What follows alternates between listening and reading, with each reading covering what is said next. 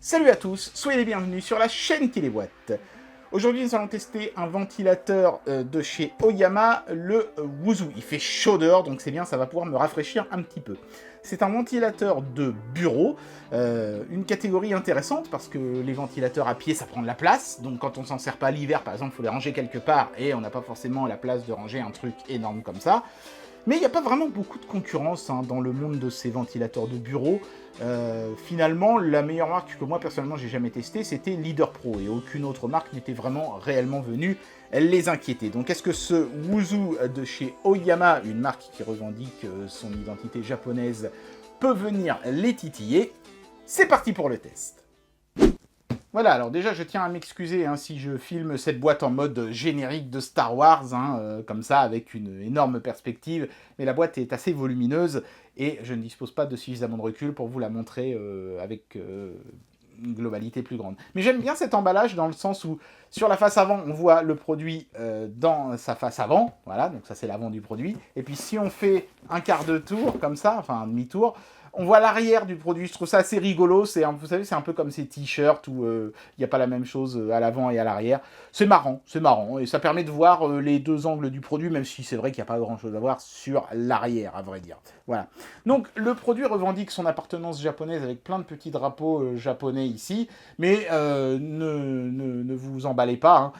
Il s'agit néanmoins d'un produit qui est made in China, c'est marqué ici. Voilà, donc c'est un petit peu comme quand Apple revendique l'appartenance californienne de l'iPhone alors qu'il est fabriqué en Chine. Donc c'est pas un problème, ça n'empêche pas les iPhones d'être des très bons téléphones, donc ça ne devrait pas empêcher ce ventilateur d'être un très bon un très bon ventilateur, pardon. Ça n'est pas un iPhone, attention. Lui aussi, voilà. Donc après, sur les côtés, on voit différentes fonctionnalités. Alors, notamment le fait qu'il ait une portée de 25 mètres, ce ventilateur. Donc, à 25 mètres de distance, vous voyez, il y a un petit schéma ici. On est supposé encore sentir le ventilateur. Il peut s'orienter dans tous les sens, comme le ventilateur de chez Leader Pro. Donc, ça, c'est bien. C'est vraiment pas mal, d'autant plus que parfois on pose ça sur une table basse, par exemple, donc ça peut être intéressant de ventiler un petit peu vers le haut aussi. Il y a une télécommande qui permet de contrôler la puissance, l'oscillation et de mettre un timer.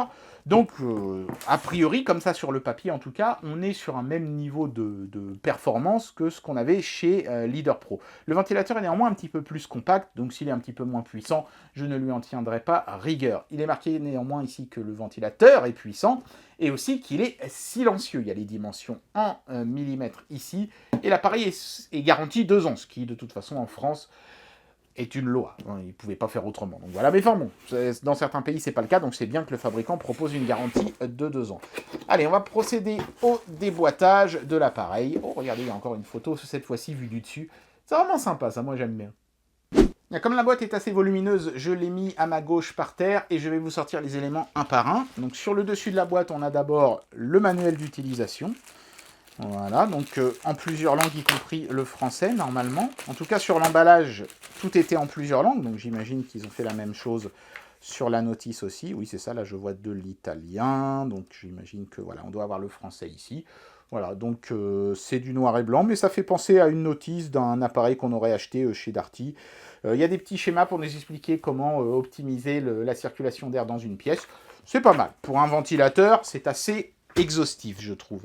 Ensuite, on a directement le ventilo, mais alors, il est dans une espèce de mousse, c'est vraiment pas évident. Je vais peut-être essayer de le démouler, vous savez, à la manière d'un flambi, même s'il n'y a pas de languette, ce sera moins rigolo, mais c'est pas grave. Voilà. Donc c'est assez marrant la façon dont ils ont emballé ça. C'est une sorte de coque qui s'ouvre comme ça, voilà, en mousse. C'est pas mal, en mousse et en carton. Ensuite, le ventilateur est dans un sachet.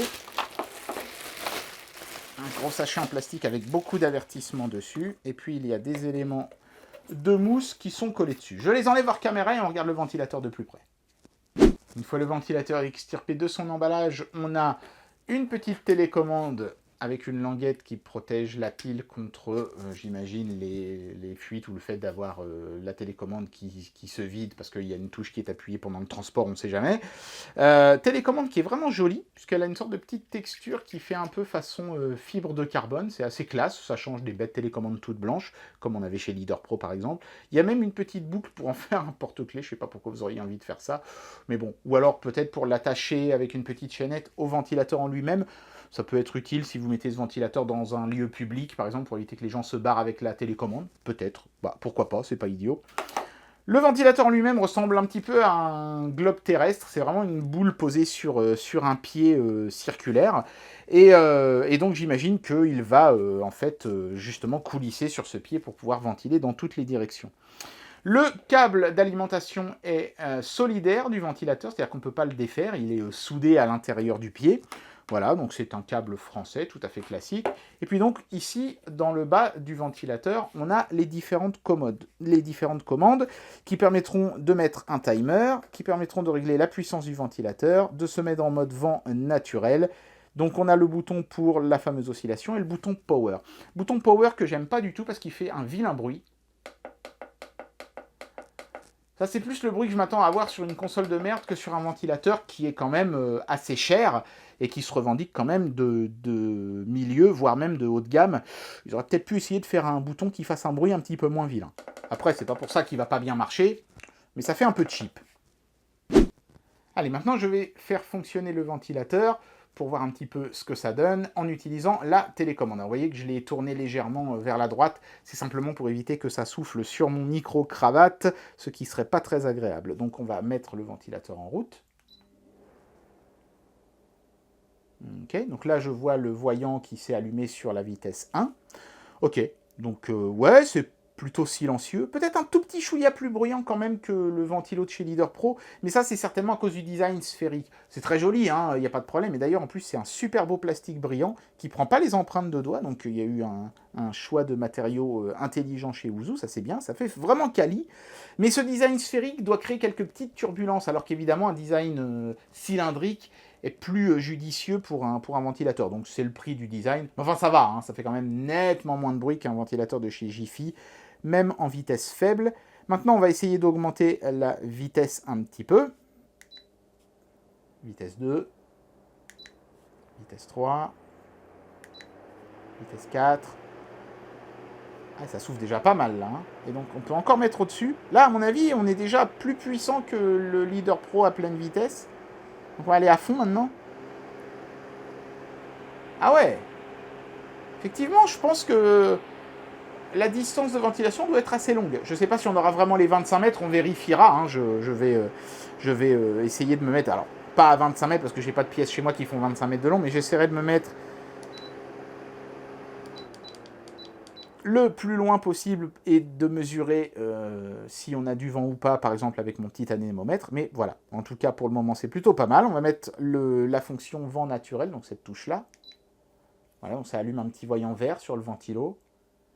Et j'ai l'impression qu'en fait c'est comme chez Leader Pro, c'est un randomisateur, donc ça va osciller entre la vitesse 1, la vitesse 2 et la vitesse 3 de manière aléatoire. Ouais, là il accélère un petit peu. Voilà. Et ça le fait avec une transition très lente. Donc c'est ça qu'ils appellent le mode vent naturel, c'est plutôt pas mal. Alors maintenant l'oscillation, bah, d'abord horizontale. Alors c'est tout le ventilateur qui tourne. J'essaie de protéger un petit peu le micro du vent. Donc c'est pas juste la sphère, hein, c'est vraiment tout le ventilateur. Donc on va essayer la verticale. Voilà, alors ce qui est impressionnant, c'est que ça oscille sans faire de bruit, comme des craquements ou autres, qu'on a souvent sur les ventilos premier prix. Et ça peut monter presque à la verticale, hein. C'est vraiment sympa. Hein. Donc ça, ce sera utile, notamment si vous avez mis votre ventilateur sur un meuble bas, le fait qu'il puisse ventiler vers le haut. Et puis bien sûr, on peut mettre les deux à la fois. Et mettre les deux à la fois, souvent j'ai des gens qui disent « Ouais, mais à quoi ça sert de mettre les deux à la fois ?» Bah, si vous avez la clim, mais qu'elle a du mal à envoyer l'air frais dans toute la pièce, vous pouvez utiliser ce ventilateur-là pour faire circuler l'air dans tous les sens, en mettant l'oscillation dans les deux sens. Non, je trouve que c'est plutôt pas mal. Donc, à part ce bouton power qui fait un vilain bruit de ressort, ce serait un petit détail à corriger, messieurs de chez Oyama. Ce Wuzu est tout à fait à la hauteur pour le moment. Voilà, donc là, je vais essayer de voir si effectivement, à 25 mètres de distance, ce ventilateur est réellement capable d'envoyer de l'air. Là, je suis seulement à mi-distance, à peu près 12 mètres, parce que c'est le plus loin que je pouvais aller. Enfin, je pouvais aussi ouvrir la porte que vous voyez dans le fond, là, mais c'est la chambre de mon gamin, il est en train de dormir, donc on va pas aller l'embêter pour ça. Voilà, donc là, le ventilateur est à pleine puissance, je suis donc à une douzaine de mètres. Et puis j'ai mon petit anémomètre, et en fait, le test est simple. J'essaye de voir si l'anémomètre tourne. Vous voyez, si la petite turbine tourne, en essayant de me mettre le plus possible face au ventilo. Et là, pour le moment, j'ai rien du tout. À 12 mètres, ça marche pas. Je vais me rapprocher un petit peu plus. Là, je commence à avoir quelque chose.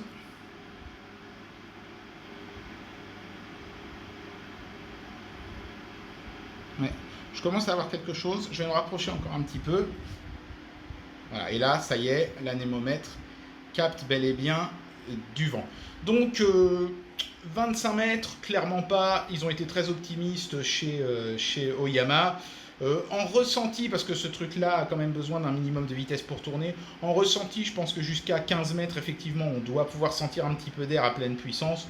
25 mètres, ça me paraît très, très optimiste. Alors, si la distance de ventilation était clairement optimiste sur l'emballage, en revanche, le bruit indiqué sur la boîte, c'est-à-dire 35 dB en vitesse la plus faible, est lui totalement véridique, puisque vous allez voir, je vais arrêter de parler et vous allez surveiller ici le chiffre, et vous allez voir qu'on va s'immobiliser aux alentours des 35, effectivement.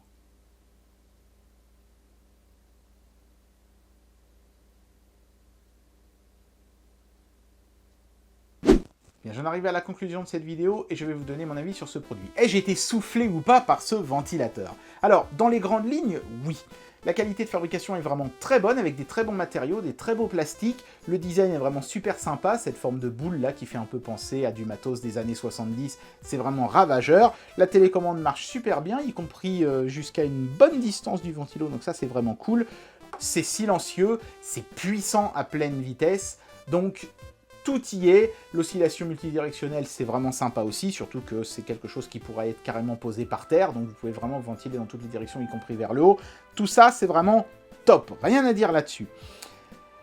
C'est dans les détails que ce ventilateur m'a un petit peu déçu. Le coup des 25 mètres de distance, par exemple, indiqué sur l'emballage, non, on les a pas. On a plutôt dans les 15 mètres grand maximum. Donc il aurait mieux valu soit ne pas le marquer, soit parler d'une valeur plus palpable, plus mesurable, comme par exemple des mètres par seconde ou des choses comme ça. Bon. C'est peut-être que selon la façon dont on mesure à 25 mètres, on arrive à trouver quelque chose, mais je pense que la plupart des clients, s'ils mettent le ventilateur à 25 mètres d'eux, auront l'impression qu'ils ont un appareil qui marche pas. Donc c'est pas forcément une bonne idée d'avoir parlé de ça. Et puis l'autre truc qui m'a un peu déçu sur ce ventilo, c'est la qualité des contrôles ici en bas. Alors qu'on a tout un ensemble d'une qualité exceptionnelle, d'un seul coup tout est gâché par des boutons, il n'y en a pas deux qui font le même bruit en plus. Et ça envoie pas un signal de qualité. Pour un ventilateur qui est vendu ce prix-là, ça aurait été pas mal de mettre des boutons un petit peu mieux. Ou carrément de faire comme chez Leader Pro, et de mettre des touches tactiles, comme ça vous avez même plus de problème de boutons mécaniques qui font du potin.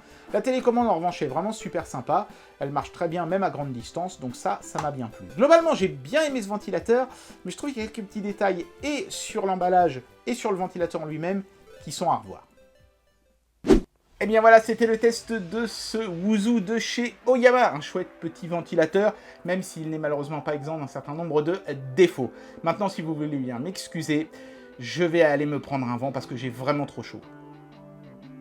C'est pas ce que j'ai voulu dire. Allez, tchuss!